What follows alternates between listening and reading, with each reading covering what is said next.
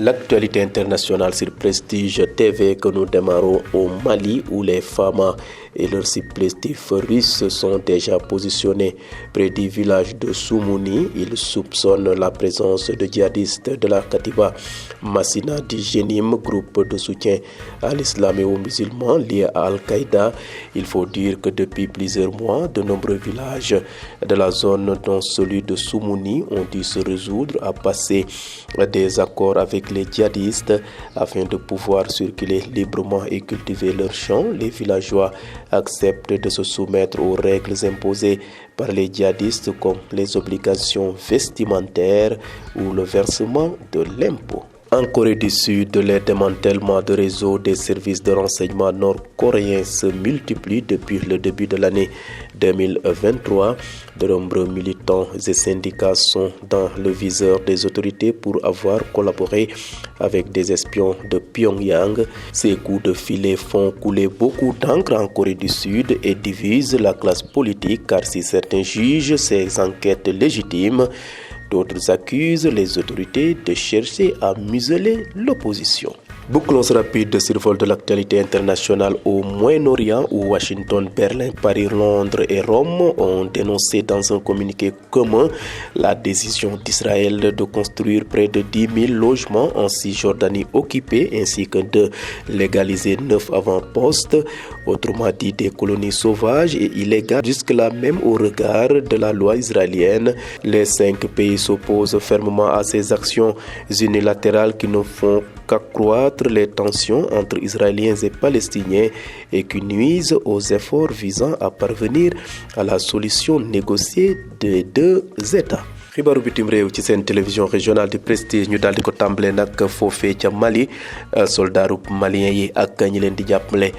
di waa Wagner te nekk ay doomu Russie yi ñoom de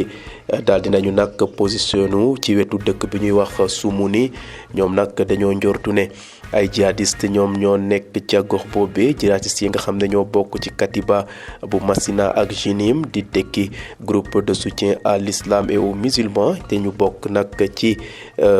Al-Qaïda. ñu jàpp ne nag gis nañ ne ay weer a ngi nii ay villageois yu bëri ñoom de ñu nekk ca gox ga ñoom dañoo daal di lëkkaloo wala rek nangu la nga xam ne la djihadiste yooyu tekk ci seen kaw wax leen ne suñu buggee béy seen tool wala ñu amal seen dembek dikk ci anam nu mu waree foog rek ñu tënk ci la nga xam ne mooy la djihadiste yooyu daal di tëral jëm ci wàllu soppi la nga xam ne mooy seen colin waaye it daal di fay ab lempo di ko jox djihadiste yooyu. jóge fi nga xam ne nag mooy Mali dem fële ca Corée du Sud de jamono yi ñu ngay wéy di jàpp ay nit ndax dañoo jàpp ne dafa am ñenn ci askan ba lëkkaloo ak Pyongyang di Corée du Nord ñu leen di falal di jox ay information yi nga xam ne mu ngay amee ca biir Corée du Sud. loolu it tàmbale nañ ko ca la ñu wax ci atum 2023 bi ñu jàpp ne nag ay militants yu bëri ak ay syndicalistes daal dinañ leen teg loxo jiñ leen ne de dañoo collaborer di jox ay xibaar ñi nga xam ne ñooy waa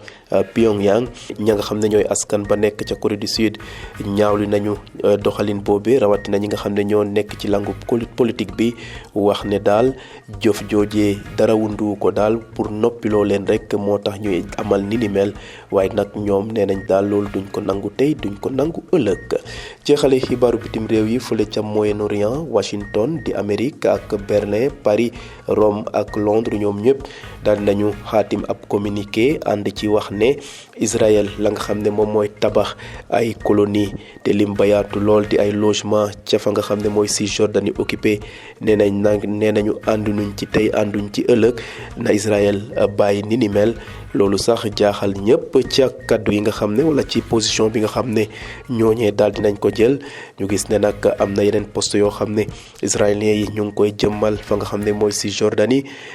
juróomi réew yi de nee nañu daal na Israël bàyyi la nga xam ne mu ngi koy def ndax ñoom la leen yitteel mooy fexe daal ba ñaari